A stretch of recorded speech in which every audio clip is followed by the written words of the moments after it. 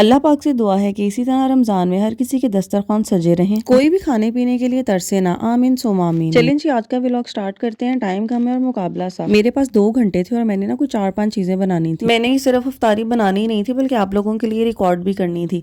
तो recording process में time आपका डबल लगता है, लेकिन फिर भी भाग दौड़ के मैंने ना माशाल्लाह से इफ्तारी के टाइम तक सारी चीज़ें बना ली थी। और आज हमारे मेन्यू में थे चिकन हॉट शॉट, क्रीम चाट, दही भल्ले और फ्राइज़, और जो समोसे फ्रीज़ हुए हुए थे बस उनको मैंने फ्राई करना था। शुरू से मेरी आदत है जब मैं इफ्तारी के लिए किचन में आती हूँ, सबसे पहले जो चीज़ें मैरिनेट करनी होती है मैं उनको टच करती हूँ और वो मैरिनेशन करके रख देती हूँ कि वो 1-2 घंटे मैरिनेट हो जाए, उसके बाद में फ्राई का मदर मुझे इफ्तारी के साथ साथ अपने बच्चों को भी लुक आफ्टर करनी होती है, देखना होता है कि वो टीवी पे क्या देख रहे हैं क्या नहीं देख रहे हैं। मैं उनको कनीस फातिमा लगा के देखे आई थी, वो स्टिल वो ही वॉच कर रहे थे। और नाया को मैंने बाहर मोबाइल दिया हुआ था, उठेंगे और कमेंट में कहेंगे कि आप कैसी मदर हैं, आपने बच्चों को एक को टीवी पे लगाया हुआ है, एक को मोबाइल पे लगाया हुआ है, तो भी क्या करें, अब काम नहीं करना किचन में। अब मैं अलोन हूँ, बिल्कुल अकेली रहती हूँ, तो बच्चों को कहीं ना कहीं तो ध्यान लगाना है ना, और फिर ही मैं काम कर सकती हूँ, वरना तो ये मुझे काम नहीं करने देंगे।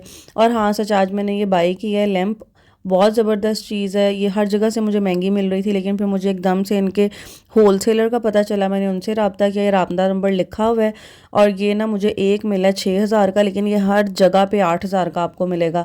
क्योंकि मैं आपके साथ बहुत ज़्यादा सिंसियर हूँ, जो चीज़ मुझे रीज़नेबल मिलती है, जैसे मैंने अवान मार्केट का आपको बताया था कि वहाँ से चीज़ें सस्ती मिलती हैं, इस तरह ये मैंने खुद ऑर्डर किया है और ये मेरे घर पर अभी पड़ा हुआ है। और ये चीज़ बहुत ज़बरदस्त है, बिल्कुल सॉलिड वुड में बनी हुई है। अगर आपने ये ऑर्डर करना है तो इस नंबर पर व्हाट्सअप कर दें या उनको कॉल कर दें, वो आपको डिलीवर कर देंगे। अगर आप 2 लैंप मंगवाएंगे तो वो 10,000 के देंगे, अगर एक मंगवाएंगे तो वो 6,000 का देंगे। मैंने फिलहाल एक मंगवाया क्योंकि पहले मैं इनकी क्वालिटी चेक करना चाह रही थी। और इस लैंप की हाइट 5 फीट है। चलो जी आइए उन किचन ते कम्मा ते लग जाओ, तो इफ्तारी बनाना शुरू हो जाओ। तो जो मैंने चिकन के क्यूब काटे थे ना, तो अब उसको मैंने मैरिनेट करना है, वो मैं अंदर चली गई, फिर आपको लैंप दिखाने चली गई। एक वैसे इफ्तारी से मैं लेट हो रही थी और ही लेट हो गई, लेकिन खैर मैंने आपको जो चीज़ आई है कल मैंने फ़ौरन आप लोगों को दिखानी थी, फिर ना मेरे टिड में बात नहीं रहती। तो फिर ये चीज़ें सारी आपने इसको लगा देनी है, लून, मिर्च, दादड़ मिर्च, काली मिर्चें, सोया सॉस, सिरका, तो अदरक लहसुन का पेस्ट लगा के इसको मैरिनेट करके पासे पे रख देना है। बल्कि मैंने फ्रिज में रख दिया था। एक तो ना मेरे किचन में पत्थर काला लगा हुआ है और फ़ौरन से गंदा हो जाता है, और गंदे किचन अगर वीडियो में आ जाए ना तो फिर सारे ही शुरू हो जाते हैं कि आपने किचन गंदा रखा हुआ है, और सारों की तकरीरें अलग अलग शुरू हो जाती हैं। ये नहीं सोच रहे किचन है भाई, बिजी किचन है, यूज़ होता है हर वक्त, तो अगर थोड़ा गंदा भी हो गया तो क्या हो गया। लेकिन सारे ही फिर मेरे ना पता नहीं रिश्तेदार बन जाते हैं और बातें सुनाना शुरू हो जाते हैं। मुझे इतने वेले हैं ये जेडे लोग मुझे गल्लां सुनाते हैं ना, वो तुसी इंसान बन जाओ। अच्छा, गल्लां में हमने सारे आलू काट लिए, इसको चंगी तरह आपने धो लेना है कि इसके अंदर से सारा स्टार्च निकल जाए। फिर आपने गर्म पानी करना है, बॉईल कर लेना है, उसके अंदर थोड़ा सा नमक ऐड करना है और आग कर देनी है बंद। पहले आपने आलू अंदर डाल देने हैं सारे, और ना 1 मिनट भी नहीं आपने आग चलने देनी, आग आपने फ़ौरन बंद कर देनी, और उस गर्म पानी में आलूओं को आपने 4-5 मिनट डिप रहने देना है।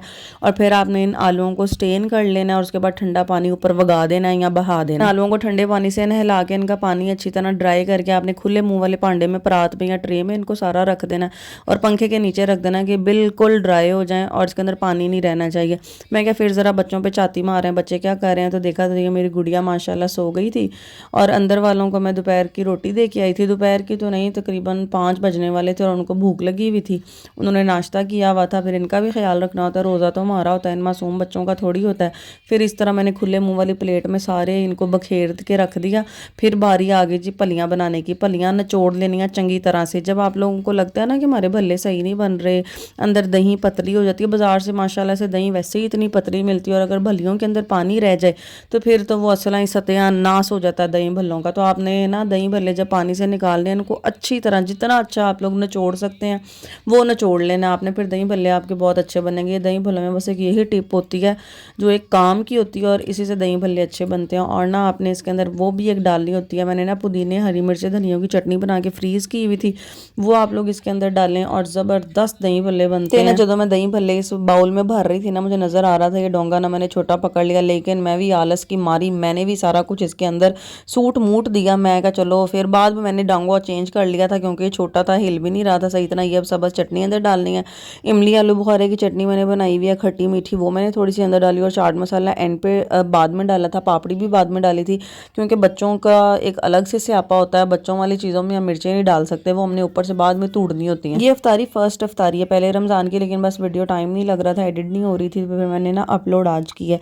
और फिर अब बारी आ जाती है फ्रूट चाट की। फ्रूट चाट, फ्रूट घर में सिर्फ 2 पड़े हुए थे, केले और सेब तो जब मेरे शरीके हयात आए तो फिर वो आते हुए ना ले आए थे अमरूद, और फिर वो बाद में मैंने ऐड कर लिए थे। मैंने कहा था काट के फ्रिज में रख देती हूँ। क्रीम चाट ना ठंडी अच्छी लगती है, गर्म नहीं अच्छी लगती।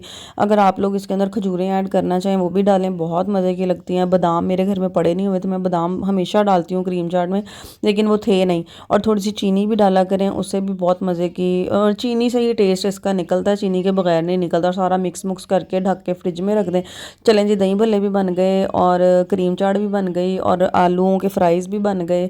और अब ना ये बिल्कुल मैंने पंखे के नीचे फ्राइज़ रख दिए थे, बिल्कुल ड्राई हो गए। अब मैं इसके ऊपर तूड़ रही हूँ मैदा और कॉर्नफ्लोर और पूरा नमक। तो ये तूड़ ताड़ के ना आपने रख लेना, और ऐसे ही आप ना इनको फ्रीज़ करके फ्रीज़र में रख दें। क्योंकि आधे अभी ये कोक हैं जो हमने गर्म पानी में डाला था, ये आधे कोक हैं, इनको ना हमने सड़ते बलते गर्म ऑयल में ना सूट देने हैं। तो उनको फ्राई कर लेना, इनको हल्की आग पे नहीं फ्राई करना। हल्की आग पे फ्राई करेंगे तो ये कभी भी कड़कने मड़कने नहीं बनेंगे। तेज़ आग पे करेंगे तो कैसे बनेंगे, जैसे मैकडोनल्ड के बनते हैं फ्राइज। तो घर में सारा मेरा अमन था, सारे बच्चे आराम से टीवी देख रहे थे, अंदर वाले दो, और एक अनाया सोई हुई थी। और 5:30 हो गए थे और 6:05 पे रोज़ा खुलना था। फिर मैंने कहा चिकन का ना ये बाकी काम कर लें, फ्राई करने वाला। फिर इसके अंदर हमने एक अंडा सूटा, फिर इसके अंदर हमने मैदा सूटा, फिर हमने कॉर्नफ्लोर सूटा, और फिर इसको मिक्स कर लिया। और अगर मिक्स मतलब अंदाजे से ही किया करें। मैं ना क्वांटिटी मुझे खुद नहीं पता होता कि मैंने कितनी डालनी है, इतना अंदाज़ा हो गया, तो इसलिए मैं क्वांटिटी आप लोगों को भी नहीं बताती। देखा ना आपने, मैं पैकेटों से डायरेक्ट काम करती हूँ, पका पका के ना अब तजर्बा ही बड़ा हो गया है। तो ना आपने थोड़ा थोड़ा डालना है, और आपने इतना इसको ऐसा मिक्सचर कर लेना कि इसके ऊपर से ना मिक्सचर उतरे ना, ये जिस तरह ये है। और पहले कम हो गया था मिक्सचर, फिर मैंने थोड़ा सा और डाला मैदा इसके अंदर। मैदा थोड़ा सा ज़्यादा डलेगा, कॉर्नफ्लोर की क्वांटिटी थोड़ी सी कम रखनी है आपने। ऑयल आप अच्छी तरह फ्राई कर लें, 5:45 हो गए हैं। और ना सारे अंदर आपने ये चिकन डाल देना है, और ये चिकन बहुत जूसी बनता है। जब आप ये खाएंगे ना चिकन, आपको ऐसे लगेगा कि आप मछली खा रहे हैं, इतना ही अंदर से नरम इसका चिकन होता है। हालांकि चिकन मैंने लिया चेस्ट वाली साइड, लेग वाली साइड नहीं है, लेकिन फिर भी इस रेसिपी से ये चिकन बहुत जूसी बनता है। अगर आप बनाएंगे खाएंगे तो मुझे दुआएं देंगे, ज़बरदस्त किस्म का ये चिकन बनता है। ये चिकन बनाते हुए सिर्फ जो आपने पॉइंट नोट करने हैं और जिसका ख्याल रखना है वो ये है कि कॉर्नफ्लोर, मैदा और अंडा आपने फ्राई करने से 2 मिनट पहले चीज़ें ये ऐड करनी है, फिर ही ये जूसी बनेगा, वरना ये चिकन आपका ख़राब हो जाएगा अगर आपने पहली मैरिनेशन के साथ ये चीज़ें ऐड कर दी।